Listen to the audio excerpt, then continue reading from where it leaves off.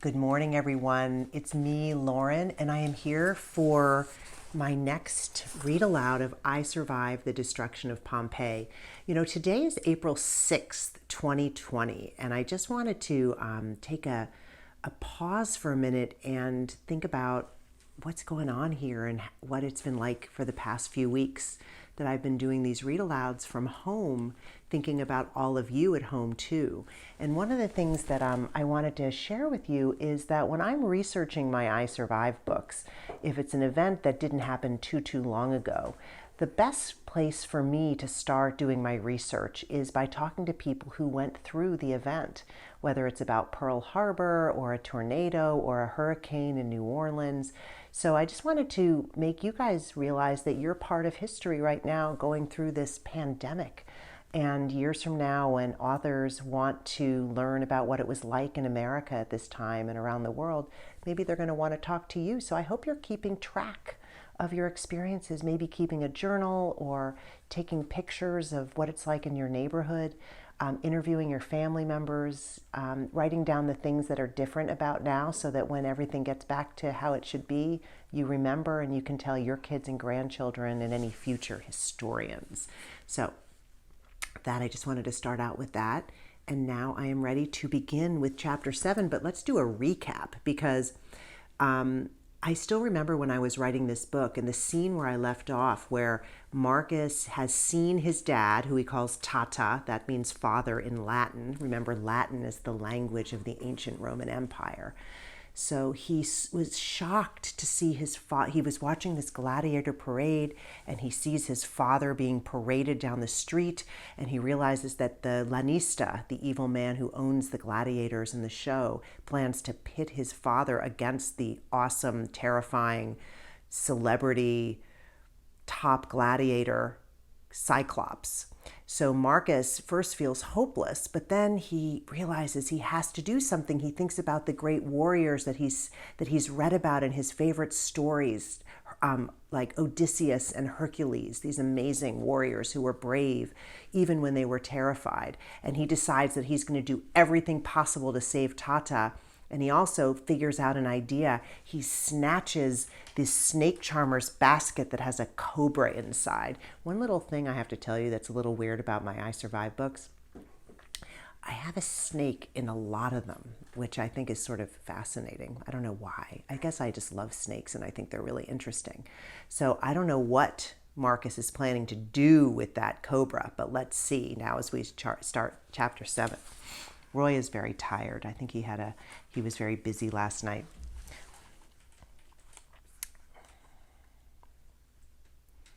Okay, chapter 7. Marcus steps slowly, clutching the basket. At first, he didn't notice how people moved aside for him, how slaves bowed his head. Oh, let's remember that Marcus is in a disguise. Remember, he took some of Festus's clothes out of that stinky laundry bag, and he combed his hair down. So now Marcus does not look like an enslaved person. He looks like a young, rich boy from Rome. So people in Pompeii everyone stepping aside for him because they think he's the son of someone important. All right, so I'm going to start again. Marcus steps slowly, clutching the basket. At first, he didn't notice how people moved aside for him, how slaves bowed their heads. And then he understood his disguise was working. Nobody guessed he was a slave. None of the guards tried to stop him as he approached the front of the parade. Marcus saw the Lanista, his chest puffed out. And there was Tata. The big guard was jabbing him in the back with a spear, laughing at Tata's pain. Marcus's blood boiled as he walked toward the Lanista. Closer, closer, closer. When he was just a few feet away, the Lanista looked at him. Their eyes met, and Marcus saw the flash of recognition in the man's eyes. "Stop him!" the Lanista bellowed, pointing to Marcus. But it was too late.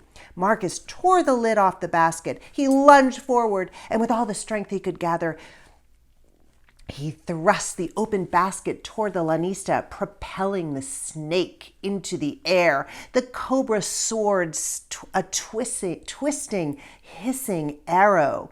The snake struck the Lanista in the chest and then landed on the ground, coiling itself tightly. The Lanista's womanly scream rose up over the crowd, and everything went still and silent. And here's a picture of the snake. Boy, that Scott Dawson who illustrates my book is so good. I always just love staring at his pictures.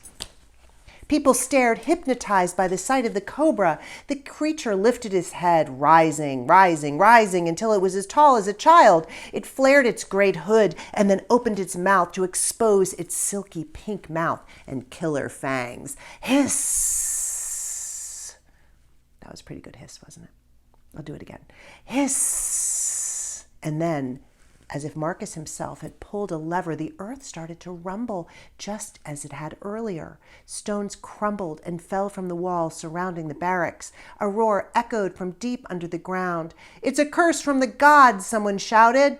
The crowd erupted in panic. The lanista turned and ran, and his guards followed. Gladiators bolted. The snake slithered away. Oh, the horses screeched and reared up, tossing their riders to the ground. Marcus ran to Tata, who stared at him in confusion. "Tata," Marcus said, tossing off his toga, "it's me."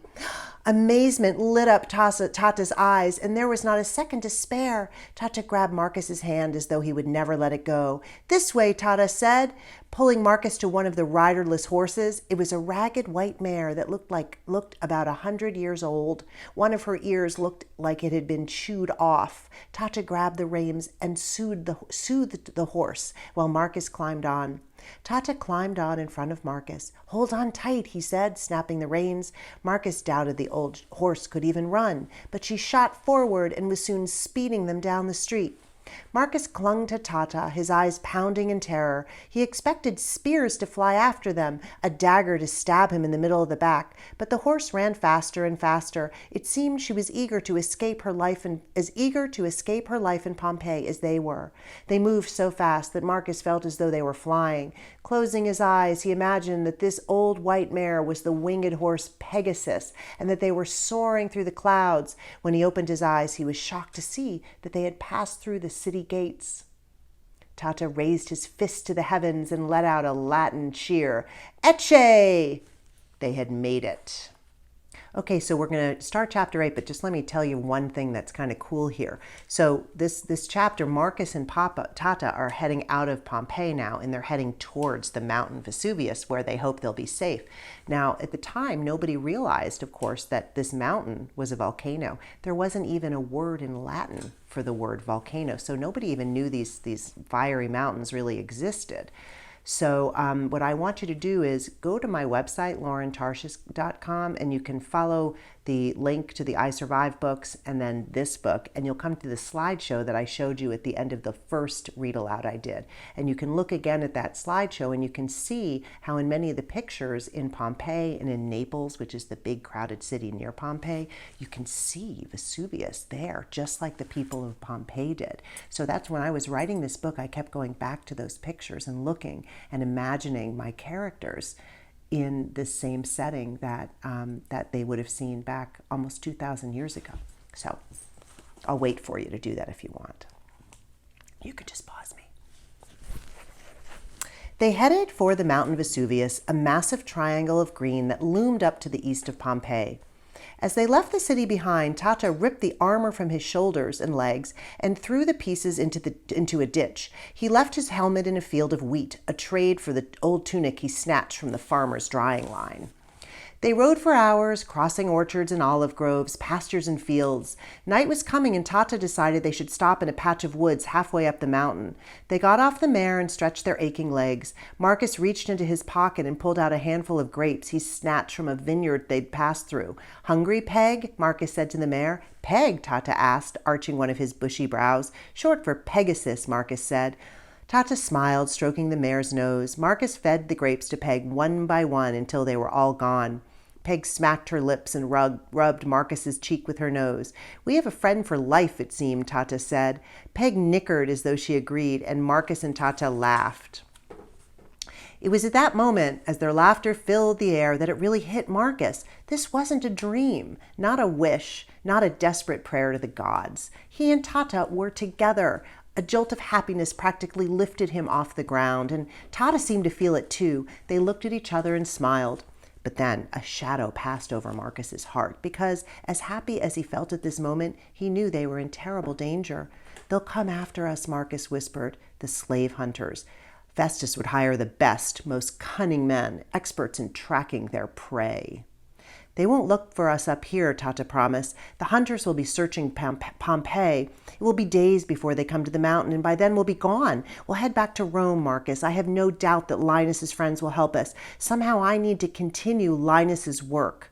It amazed Marcus that Tata could be so certain, so filled with hope. He draped an arm around Marcus's shoulder and looked up into the sky, admiring the bright moon and the swirl of stars. But what Marcus saw in the bright moonlight was the angry bruise on Tata's cheek, the purple scar zigzagging along his chin. How Tata must have suffered these past few months. Marcus had already told Tata about his time with Festus. The words had poured out of him during their ride up the mountain until at last he had told Tata about every last moment of his time with his brutal master. And here's a picture that Scott drew for you. Scott Dawson, the amazing illustrator, of Marcus and Tata going up the mountain in that full moon. That's what it would have looked like, maybe.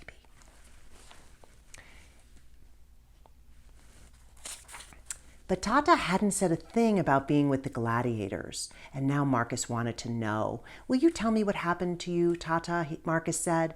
Pain flashed through Tata's eyes, and he looked away from Marcus. That's the past now, he said. And from his tone, Marcus knew that he must not ask again. But he couldn't help thinking about what his father must have been through, and this made his blood boil. I hate that Lanista, Marcus burst out, and I hate Festus. I hate all of them for what they did to you, Tata. We need to get even. Yes, Marcus thought. They'd get revenge. They'd set fire to Festus's villa, find the Lanista, and... But Tata whipped around, gripping Marcus's shoulder. No, Marcus, he snapped, never speak like that. You must never let hatred take over. Then you are no better than Festus. And hatred like that will destroy you. Marcus blinked, stung by Tata's sharp tone. I'm sorry, Tata, Marcus said. Tata's face softened. There is goodness in the world, Marcus, and kindness. You cannot forget that. Goodness? Kindness? Marcus had seen none of that lately. If there was one thing Marcus had learned these past 2 months, it was this. The world was a dark and evil place. Only the most ruthless would survive. But Marcus said none of this to Tata, who would not approve of such dark thoughts. And they were both so tired. They led Peg into a small grove of trees and tied her up for the night. Tata stretched out on a grassy patch. Tomorrow, our new life begins, he whispered, and within seconds he was fast asleep. Marcus lay down next to Tata, but he couldn't get comfortable. His muscles ached from the long ride, but it was the strange noises that kept snapping him awake, distant rumbles, low hisses. Was he dreaming? Once he drifted to sleep, but he was awakened when the earth seemed to be shaking. He sat up, wondering if Tata felt it too, but Tata was sound asleep. Was Marcus imagining things? Maybe what he was hearing were just the rumbles of his own angry heart. But Peg seemed restless too, stamping her feet and snorting. Finally, Marcus got up and stood with her, stroking her patchy fur, resting his cheek against her warm head. He looked down at Pompeii, dimly lit by the oil lamps and torches. He made out the shapes of houses crowded together along the city walls, the boats moored in the harbor. Marcus hugged Peg. It's okay, he told her. We're with Tata now. We're safe up here. He knew that was true, that the slave hunters were far away, that Festus was too busy with his important guest to be thinking too much about his escaped slave. Still, Marcus couldn't shake the feeling that there was something lurking up here on the mountain, something even more dangerous than the slave hunters. But what could it be? And that's the end of chapter, I think that was chapter 8, right? Yep, that was the end of chapter 8. So tomorrow I'm going to pick up on chapter 9. But don't go away yet because I have today's quest for you. For your quest today, I want to talk to you about a word called foreshadowing. Foreshadowing is one of those words that's a language arts word. It's something that authors do to give readers a little bit of a hint or a clue that something might happen. Foreshadowing is all about building suspense, to giving readers just little glimpses of what might happen without telling them exactly what will happen. So for this quest, all I want you to do is think about ways that I have done some foreshadowing in the past 2 chapters, which you could re-listen to with that in mind, or in some of the earlier chapters too. So that is your quest for today. Think about how I have used foreshadowing to give you a sense of what might be coming up in the next chapters. And you can write that out in just a simple paragraph, maybe include 1 or 2 details. And you can also talk to maybe your families about it, or email your teacher and ask your teacher to talk to you a little more about foreshadowing too. It's one of my favorite little tricks to use as an author.